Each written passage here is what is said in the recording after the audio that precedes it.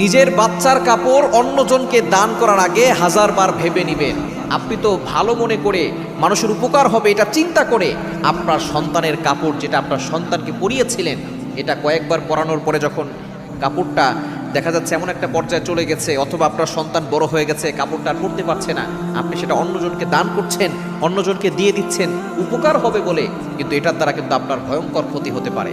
বর্তমানে আমাদের এই দেশে মানুষকে উপকার করা বড় ধরনের রিস্ক হয়ে দাঁড়িয়েছে। আপনি দেখা যাচ্ছে রাতের বেলা গাড়ি নিয়ে বের হয়েছেন, কেউ একজন আপনার কাছে হেল্প চাচ্ছে, আপনি তাকে হেল্প করতে গিয়ে আপনি কঠিন বড় বিপদে পড়ে যাবেন। এটাই হচ্ছে আমার সোনার বাংলাদেশ। সুতরাং আপনি আপনার সন্তানের যে কাপড় মানুষকে দিচ্ছেন, এর দ্বারা বড় ধরনের ক্ষতি হতে পারে। কিছুদিন আগে এক ছোট বাচ্চা অসুস্থতা সারে না, বারবার শুধু অসুস্থতা হয়, কোনো রোগ ধরা পড়ে না, শুধু কান্নাকাটি করে। শেষ পর্যন্ত দেখা গিয়েছে যে তার যে কাপড় অন্য কাউকে দান করেছে, সেই কাপড় নিয়ে একজন তার উপরে জাদু করেছে, বাচ্চাকে ক্ষতি করার জন্য